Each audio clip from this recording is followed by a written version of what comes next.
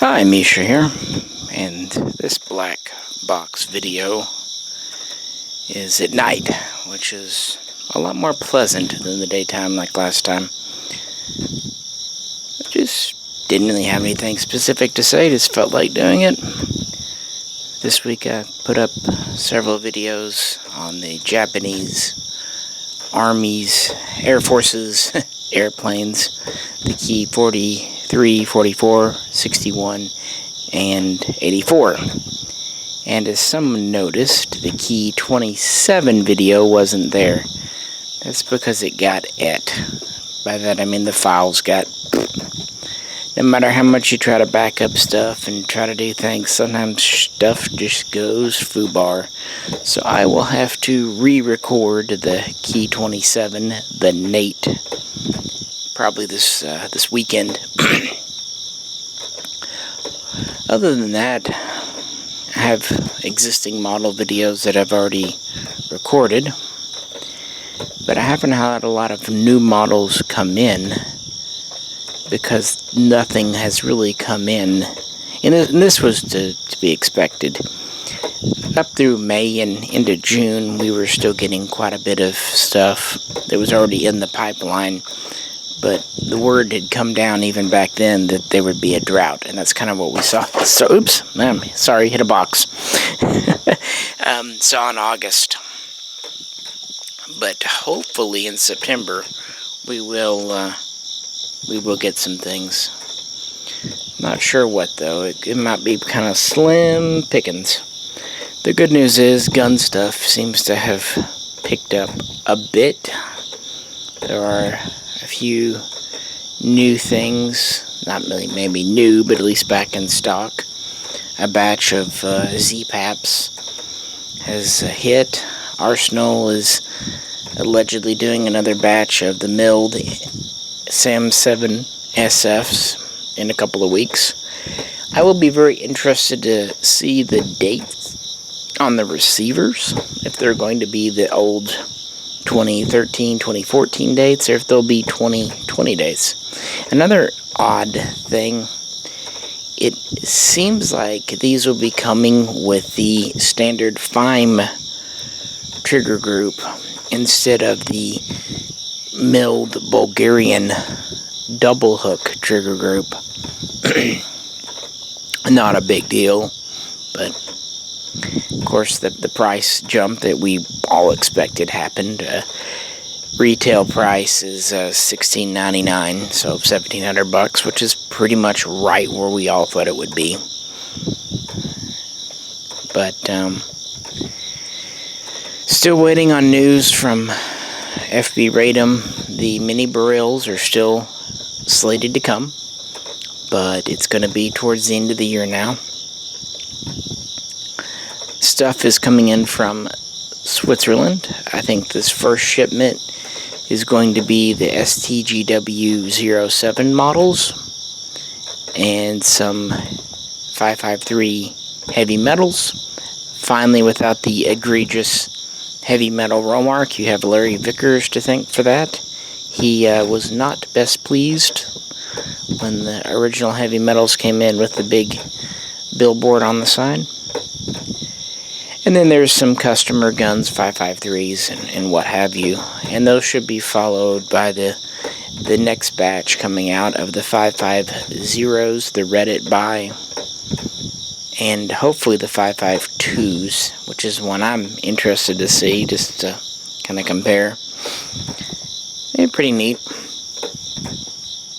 One kind of neat thing about the 552s, even though the guns are fresh new pistol productions for America, the parts used, like the internals, are original late 90s production, early 2000s production parts.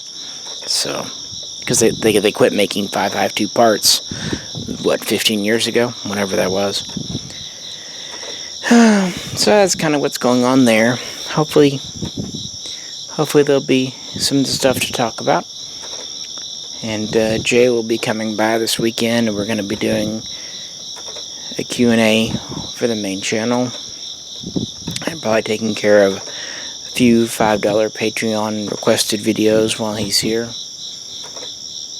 And maybe trying to get a couple of other small ones knocked out for the main channel. Things like that. What else? Weather's been quite nice. A little rainy because of all the hurricane stuff down in Texas and the Gulf, but like today the high was 80, which is not bad for the very 1st of September in Arkansas. When I was a kid, I remember the first bit of September, up, Labor Day, whatnot, was warm. But even then, it was starting to kind of cool down a bit. August was hot and dry, and by September, you started to get some storms coming in and some precipitation, and the temperature was cooling off into the 90s or even 80s. And we would get rain, but generally speaking, it was pretty nice weather, in especially late September into October. And then by October, your highs were definitely dipping into the 70s and 60s, and usually by Halloween, it was getting pretty chilly. And we haven't had that the last 10 years or so. I think the last year I remember the weather being very seasonal for us here was about 2009. My point is, damn it, I missed that season. Fall was always, and still is, at least in theory, my favorite season. I like kind of the cool off, the refreshment after summer. And spring can be nice, but spring's a very energetic season. I like the calmer, slower pace of autumn, and really hope we get it this year. I feel like 2020 has kicked us in the nuts so many times that we at least deserve one or two good turns. On the other hand, I wouldn't be shocked if 2020 is not even close to done fucking with us. I mean, the election is exactly 2 months off now, and things are only going to get nuttier. And I don't care which party wins. November 4th is going to be a pretty upsetting day for a lot of people. And I don't know which of the alternatives would create more social turmoil. I just know it will happen. And not looking forward to that, because I don't like that. I don't like people in distress, upset, and I sure as hell don't like people committing violence. Kind of referring back to my video last week, it seemed like everyone was kind of on board with most of what I said, except for the masks thing. Sorry. It's late, I'm tired. And that kind of surprised me, because I don't really see it as a controversy. And one thing I said in that video was, well, if it saves a single life, it's worth it. And then a couple of people pointed out that's what so-called gun grabbers say. And to that I have to say, that's a false equivalency. That doesn't make sense. And by that I mean, gun grabbers, the idea of taking guns from citizens is flawed on many levels. For one thing, guns are private property purchased with earnings, usually at great cost. Even a cheap gun is a couple $100, and they go up from there. And we tried the assault weapons ban between September of 1994 and September of 2004. We had the federal assault weapons ban. I sincerely think that before that, there were some naive people that thought that might cut down on crimes and shootings. But objective studies from that period have shown that it had no effect. Any variation up or down was probably just, it was so minor. The fluctuation was just within the realm of error. So we know from experience that style of ban doesn't work. And also, when you're doing an assault weapons type ban, you're taking something away. Your citizen is having, instead of saying, and this is generally my attitude about democracy, about freedoms, citizens should be granted the right to do whatever the hell they want.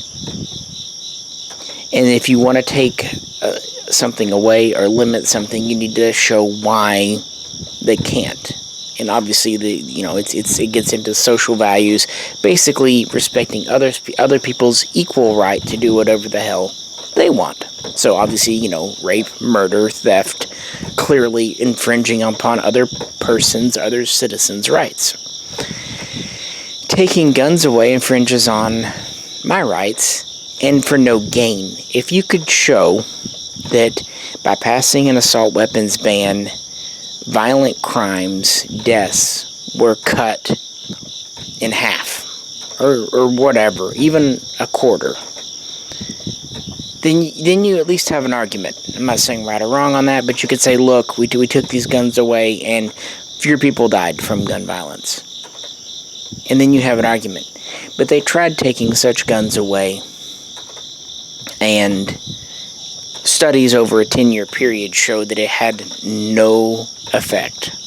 And these are government studies, not to mention others. I'm not talking like a study done by, say, the NRA.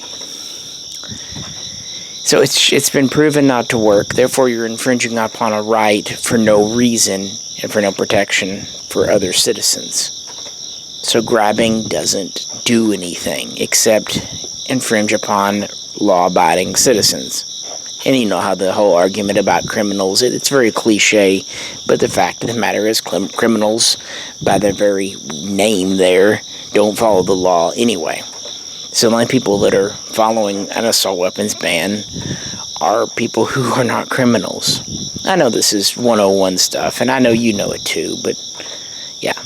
The whole masks thing, if you notice in that video, I didn't say government should or has to mandate masks. I was just saying wear one. I was thinking more on the voluntary terms. They're here, they're cheap, throw one on before you go out the door. I was mostly just thinking about people I knew that are comfortable when people wear masks around them. So honestly, I wasn't giving a single thought to the government. I was caring about my fellow citizens, and my attitude was my voluntary decision to wear a mask when around them makes them feel better. Therefore, I feel better because they feel better. And they're more comfortable, I'm more comfortable. It seemed like a very small thing to do. I mean, it cost me like 50 cents, $1 a mask, which you can reuse sometimes. So my personal cost is nothing. No one's taking something away from me. The government's not coming to my door demanding I hand over property that I paid for. To me, I guess it's like a social courtesy, like putting on deodorant, brushing your teeth, combing your hair, wearing clothes. Although, from what I've been told, some people look in a certain way that maybe it's more of a social courtesy if they didn't wear clothes. I don't know. That's kind of outside my field. But no, I get it. No one likes for the government to mandate things. I was thinking of it more as a social courtesy for my fellow citizens, and I just don't see that it costs us anything. I know there's debate about the effectiveness of masks, one way or the other. I don't know. I'm not a doctor. I don't pretend to know. I did ask my doctor, whom I have a great deal of respect for, and who has never steered me wrong. And her attitude was pretty much, yeah, why not? Couldn't hurt. Might help. Do it. So, she knows that stuff a lot better than I do. So I defer to someone who knows more. Ironically, when I was having a conversation with her last week, she was asking me about Chinese importation of Chinese guns and why they were banned. So she knew that was more my field. So it's a give and take. I wouldn't expect a doctor to know import regs of guns, and I wouldn't think a FFL, a gun dealer like me, would be a medical expert. You do you, but To me personally, it seems like a very small thing to ask people to potentially keep a disease under control. And if it doesn't, well, we lost nothing. Unfortunately, with something like an assault weapons ban, we lost lots of things, literally, and it didn't work. If the masks prove ineffective, we lost a few dollars in the cost of masks, and maybe minor discomfort. On the other hand, there is a certain level of comfort I got from masks. You ever notice the people that seem to have the, let's say, less than great oral hygiene, in other words, they have really shitty smelling breath, are the ones that want to get right up on you and talk to you real up and close, and you get a real, let's just put it like this, you know what they had for breakfast and probably the dinner from the night before, yada yada. My point is, my world smells better when people wear masks. That's just a me thing, but yeah. So right there, that's almost worth it in and of itself, I'm not gonna lie. Plus, I'm kind of, I'm real particular about who touches me, you know, in space. I don't like being touched by strangers or being breathed on or spat on by strangers. I understand accidents happen and I don't go ballistic when it happens, but it's not exactly something I enjoy. That probably informs why I don't eat at buffets, because gross, frankly. But, yeah, you do you, but I think it's something that is a small thing to be asked to do, everything else considered. But that's kind of where I'm coming from there, in my opinion. And that's all this is my opinion. That doesn't mean you're wrong, and it definitely doesn't mean that I think I'm all that knowledgeable on the subject. I just defer to people in my life that know more than me about the subject. Also, my father, or at least the man who raised me, only has one working lung. And at his age, 80, if he were to get COVID, it would probably be adios muchachos. Yeah, hopefully not, but, you know, you don't know. That said, more and more people I've met have had it now. In fact, one of the people that works with us here, his wife came down with it recently. And even if it won't kill you, I've heard from a few people, there is a side effect afterwards that honestly sounds worse than death to me. That after it, for some people, they can't smell or taste food for weeks, months, or as Chris Bartacci told me, his guy that he knew that got it, he can't taste food, and it might be years or even never get his taste or smell back. That scares the shit out of me. If I lost my taste, you know, I'm already down 1 sense. If I went down 2 more, boy, it'd be pretty rough to live with just touch and hearing. So right that there makes me not want to contract it, even if it didn't really put me in danger of death. So there are other consequences besides. I'm not saying everyone will have that side effect or that long-lasting thing, but I've heard it from at least 4 people directly who that's what they're going through right now. So that's our situation as we roll into September here. It's still a thing. Schools are going back, but it seems to be kind of a halfway situation. Students can go into the school, they can do it remotely, or kind of weird, they can go to the school but be in an isolated room and view the teacher remotely. And that comes from a family member, I'll just keep it vague, who is a teacher. So it's not secondhand or whatever information, it's straight from that person. But I hope that the death rate turns out to be microscopic. I don't want to hear about people dying. And that's just this shouldn't be a political issue. That's what I was saying last time.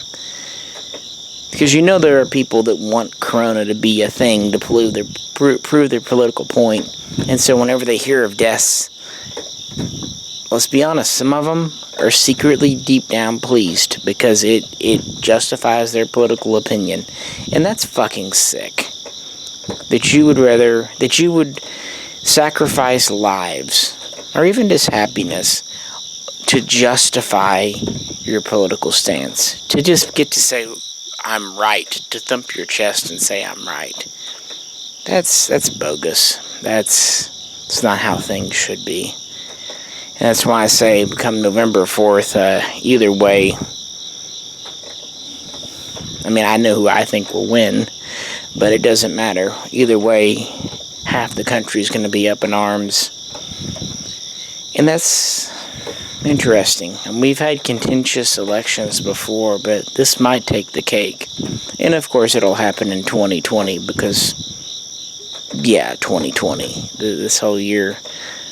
Heck, this year we're probably going to hear that Santa isn't even doing his thing in December for some reason.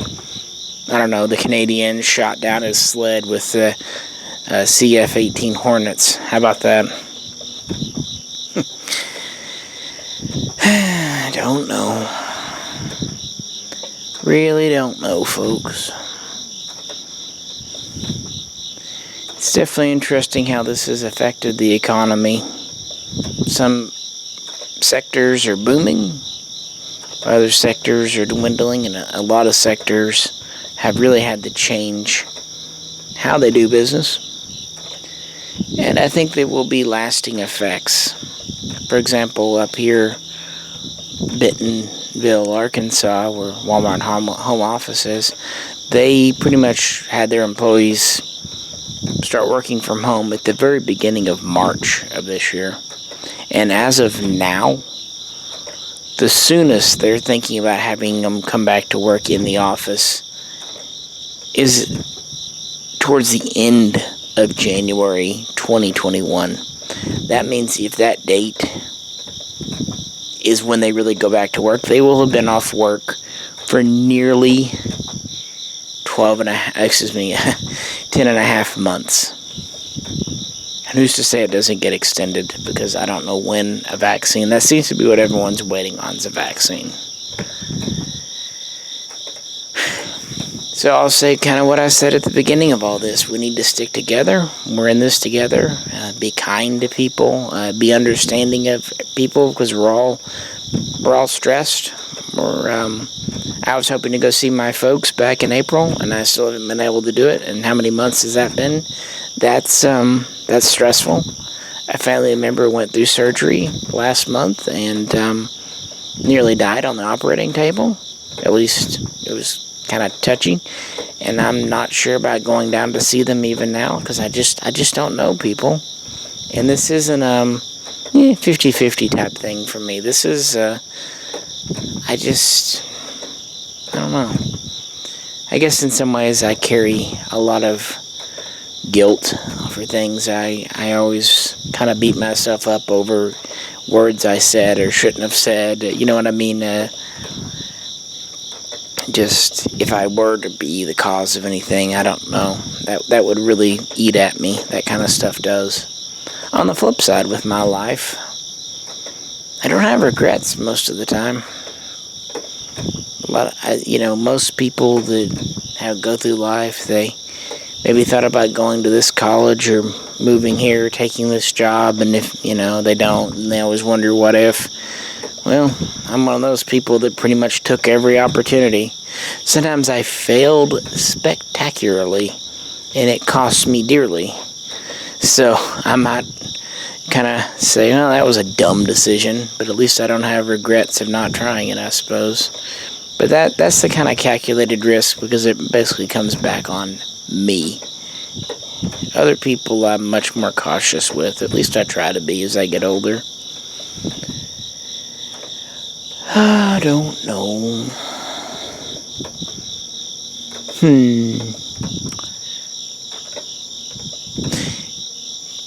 Cat talk, maybe? To be less serious. We had another cat dumped on us back in July. I think I might have mentioned that once or twice, but Someone I have known since university days moved, and somehow we ended up inheriting his 11-year-old cat, who is a nice but squirrely thing. And he's been trying to integrate into our little herd here. And we are several cats over maximum capacity. So if anyone needs a cat, let me know. I'll FedEx one to you overnight. I'll even stuff it in dry ice so it doesn't go bad. Yeah. Like I said, I haven't had much new in the model world. I did get a couple of Japanese Eagle Moss ship models, kind of completing my collection. Picked up a couple. I picked up the battleship Nagato, and I picked up the aircraft carrier Suryu, which is nice. Now I can, when it comes in, which will be a little while, I can finish my Pearl Harbor setup. I also bought a Kagi in the Eagle Moss setup back in June and waited patiently for 3 months, only to find last week that it was lost in the mail. But to be fair, that's the only one, so far at least, that was straight up lost. A few of them got misrouted, but the seller is reputable and he's already shipped out a replacement, so hopefully I get lucky and it comes sooner than later. That'd be nice. On the ship models, I still have several videos already recorded, even up on the website, just not published. A couple on light carriers. I put up a series on not light carriers, light cruisers. Put up a couple on the heavy cruisers. The Mogami is probably my favorite, but the Tonne is pretty neat too. I like the ones that are half cruiser, half carrier. They're pretty interesting. But the light cruisers, there's some neat ones on there too, like Uberry. It's a pretty neat design. And then I did one on destroyers. And Eagle Moss has 4 destroyers in their lineup. And good God, they are so hard for me to tell apart because they're all so related. And of course, the writing on the stands is in Japanese, which my wife doesn't read or speak. So the way I've been telling the models apart when I'm not sure is by the date, which is, in standard Arabic numerals. And of course, most all of the destroyers, 3 out of the 4, are all 1942. So that's fucking helpful.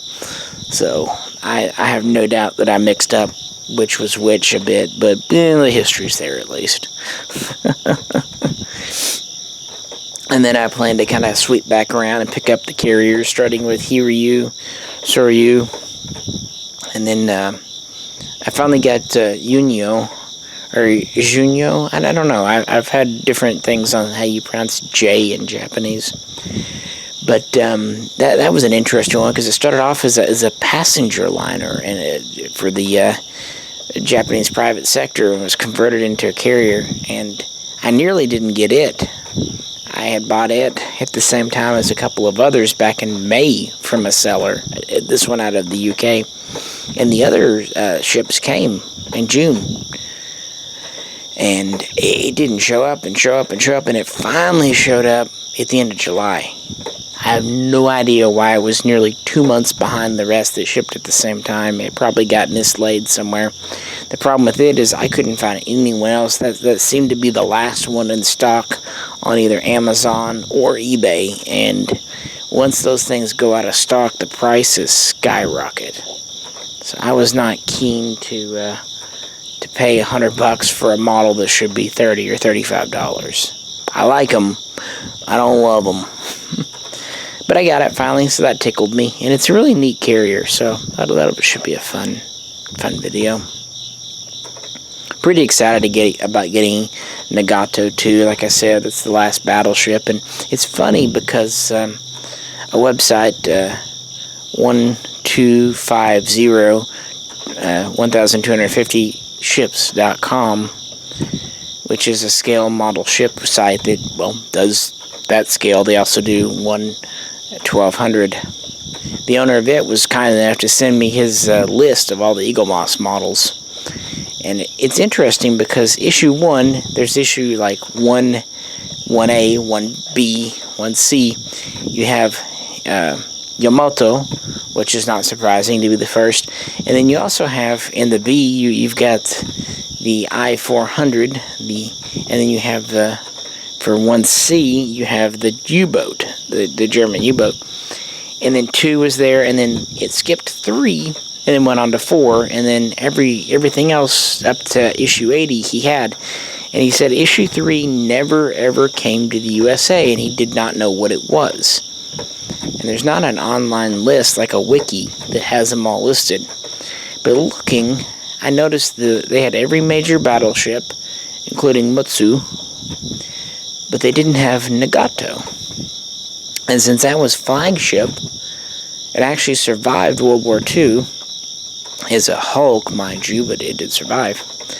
I've speculated for some time that issue 3 was Nagato, but didn't really get confirmation until recently, and it was pretty neat to pick it up because it's dated 1944, so it's in its World War II refit, guys.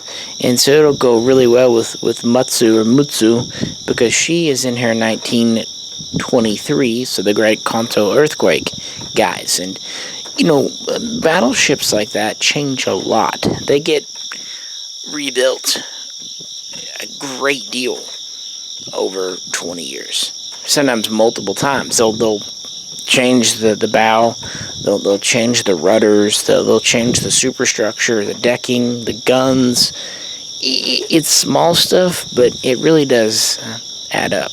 And it'll be nice because that'll give me all the Japanese battleships of World War II. But it may not be until October, or if I'm not lucky, November, depending on how shipping goes. Or it could be in next week. That's kind of where we're at right now.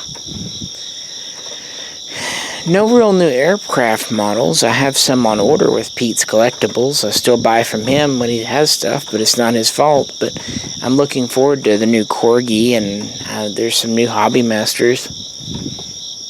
The U2, they're finally doing a U2, which just tickles me to death, but it won't be out till 2021. I don't care, I don't mind waiting, but that's one I've really wanted. And that'll look great next to the SR-71 Blackbird. The U2 is such a funny looking plane. I kind of wish they would do a Predator drone. I know that Air Force One did one in the past, but they haven't done one in a while. Air Force One did come out with a new version of the J-20, the new Chinese fighter, which is funny because for months I looked for one because they made them in the past. I finally broke down and ordered one from Hong Kong, I think it was. It might have been Shanghai, and it came in May, I believe. But my only consolation is that is that I still paid less for it than the new production one, and it doesn't seem like the new production one has any advantages, and that just goes to show you the rising cost of diecast models and why the hobby is kind of dying, unfortunately. Even when you adjust for inflation, the prices are just going crazy. Once in the past, you could pick up a small fighter for $30 to $50, depending on the brand, like cheap being Falcon, Air Force One, higher end being Hobby Master. But and that was a fighter, like I said, and the bombers were maybe $80 to $100, and now that's at least doubled. Air Force Ones are getting to be $60, $70. Hobby Masters are almost always $100 or up now for just a fighter. Even Corgi planes are $60 now. And like the big bombers, like the B-17, Corgi just released a new one this year. Those things are bumping $200. And while I think this stuff is super neat and interesting, I don't know, guys. That's maybe a bridge too far. And that's why I've been doing more of the ships, like the D'Agostini, which I haven't done a lot of videos on yet, but I will. Or the, what's the other one? Oh, Atlas. And of course the Eagle Moss, which the Eagle Moss have definitely become my favorite. You wouldn't think the change from 1,250 to 1,100 would make a difference, but just that little bit of upscaling seems to just not only give them more detail, but make the models feel more durable, more solid, you know? Oh well. In aircraft, I still like 172. I don't really like 148 because half the time it doesn't really seem like there's a great bit more detail. It seems like they just took the 172 model and enlarged it. I mean, it has maybe a little bit better paint apps and stuff, but the actual physical detail doesn't seem that much greater. Not as much as it should be. Plus, they get to be so big that it's hard to find shelf space. Now, that said, the one thing I do like is some of the 148 scale planes have folding wings or actual retracting landing gear versus, plug-in style. Whereas on the 172, you kind of have to do swappable gear and stuff. So I think if the 148s had more features, they would be more interesting to me, but a lot of them don't. For example, that F4, the British Phantom I got last year, it doesn't even have opening canopies, which a lot of people complained about. I get it. And it wouldn't be such a big deal, except most all of your 172s have that feature. And it just seems like if you're going to have a bigger model, it needs to have more going on. Still a cool model, especially for any Phantom fans. But, yeah. As far as TV shows and stuff, obviously not much is happening there. I can't say I'm sad. Modern Hollywood is kind of shit. And it's shit because it's too established, too conservative, too bloated, and too much made by committee. It doesn't really interest me now. I don't know. I don't really care. I don't get worked up about stuff. I mean, I think like a lot of people, Picard was a disappointment to me, but like, okay, well, it is what it is. Although my perspective on that might be a little different than some. I'll just say this, and I'll probably do a full video on it one day. Close your eyes and try to just follow what's going on with any of the J.J. Abrams movies or Discovery or Picard. Just go based on what you can hear. Do that. And then do the same with the original Star Trek series or Next Generation or even Voyager Deep Space Nine. And I think you'll see where I'm coming from. Yeah, I miss stuff with the old series, but there was enough dialogue and enough kind of explanation of what just happened going on that I could very easily follow them. The new stuff, I'm completely lost. I mean, the only way I can tell what happened in an episode I just watched was to go try to listen to a YouTube review, and hopefully they quit their ranting for 5 seconds to actually describe what happened. So I don't like them, but at the same time, I get really, I guess with everything so blah this year, my tolerance for all the hyper negative stuff is just down because, again, we're all so stressed as it is. We all need something to relax us more than get us up and going. Or maybe that's just me. Maybe some people really do like being outraged, but I don't. And I'll give most TV shows or books or model series or gun makers a chance because everyone puts out a shitter once in a while. Everyone puts out a lemon. But of course, if they do it over and over, then there's a pattern. But if it's just one or two bad things, especially in the beginning, it doesn't automatically make me go, meh. But, yeah, I just haven't really done an extended black box in a while, and I don't know, not tired yet. Just ate dinner and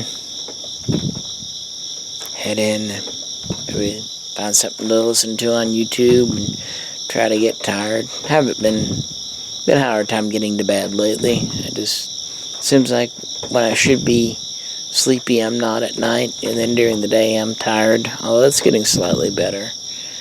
My sleep schedule always tends to get pretty goofed up this time of year because I don't sleep as well when it's hot. Don't know. It probably doesn't help that when I wake up, there's about 350 cats piled on top of me, which is fine in the winter when you're cold, but a bunch of little furry heaters laying on you, not the best thing in the summer, you know? Not the best thing at all. Kind of sucks. Yeah, I'm trying to think if there's anything else. No, not really. Hoping the weekend goes well. Like I said, Jay's gonna come by and hopefully we can knock out a half dozen or so videos for the main channel. We did finally get out to the long rifle range a couple of weeks ago and recorded some videos. It was a lot of fun. Hopefully we can maybe get out there again soon, because that's the first time we were able to get out all season. But the weather's just been either raining or hot, and you know when you're out there, you can't just run indoors if it starts to rain, or if you can only drink so much water to cool off, especially in our humidity. But yeah, 'tis what it is. A high school friend, well, not even a high school friend, someone I've known since elementary school, called yesterday and asked if I wanted to head out to his cabin at the end of the month for a week or so, might do that. That might be a nice chance to get out into the mountains more. I mean, we live kind of in the shadow of the mountains here, but literally in them, just hang out for a week, so I might disappear for some time. Of course, I could always schedule videos to post during my absence, but it might be good to get out, because the last major outings I had, it's been a while, so might do that. Something to look forward to, especially if the weather continues to be decent. Well, with that, guys, that should give you a pretty thorough update. I will re-record the Key 27 Nate video this weekend and put her up, and still have several more Star Trek videos to do. I've had a lot of fun kind of doing a retrospective on the Eagle Moss collection. Now that it's over at 180 issues, it can join my 80 Eagle Moss Warships collection. Don't know what I'll do next. That's kind of ending, or has ended. Not much in the other model things, and gun stuff's been pretty quiet. Gotta figure out something to do pretty soon. Well, as we come into this Labor Day weekend, I hope everyone is doing well. Hope you do get some rest and relax. And just kind of remember what's important and all that sappy shit. But it's true. It sounds like we have to really value our friends and family and what we have.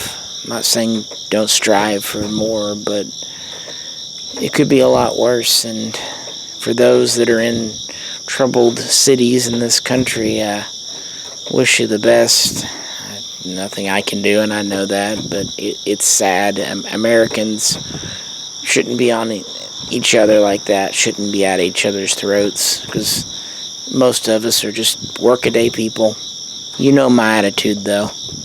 I think what we should do is just put a big dome over D.C. and just shut it off. Make sure all the congressmen are in session.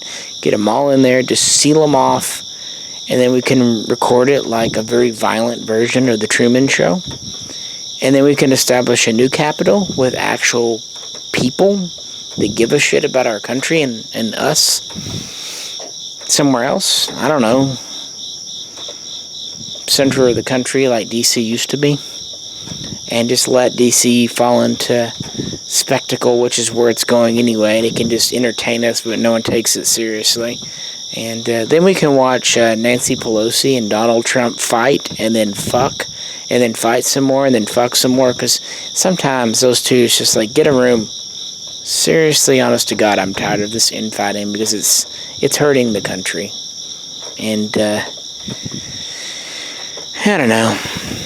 Everyone seems to be behaving very childishly in D.C. This is a time when we need real, mature adult leaders, and they're very few and very far in between on the ground right now. Can you imagine if we had this group of people in charge in 1941 through 1945?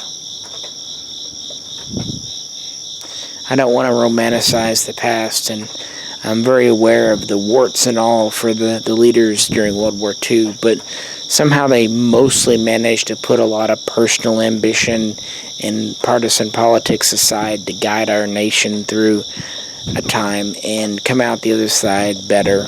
And also, not just get our nation through it, but help our allies and whatnot, and lead to a better world. I mean, if you look at what happened after World War I versus what happened after World War II, one of those was a much more attractive end result, and the other was a clusterfuck thanks to Woody Wilson. He was an ass. But that's a story for another day. Teddy Roosevelt was cool, though. Don't always agree with his decisions, as with anyone, but what a character. How can you not like Teddy Roosevelt? Can you imagine Teddy Roosevelt running for politics now? Jesus Christ. I really do love history, though, and there's always more to research and learn, and that's what's fascinating about it. It really is. Alright, that's long enough. Sincerely hope you all have a restful holiday weekend. Feel free to let me know if there's any videos you'd like to see, and definitely check out the main Mishaco channel. We've got some cool stuff coming up for you. If you could, like, share, and subscribe. This is Misha, and I'll catch you very soon next time.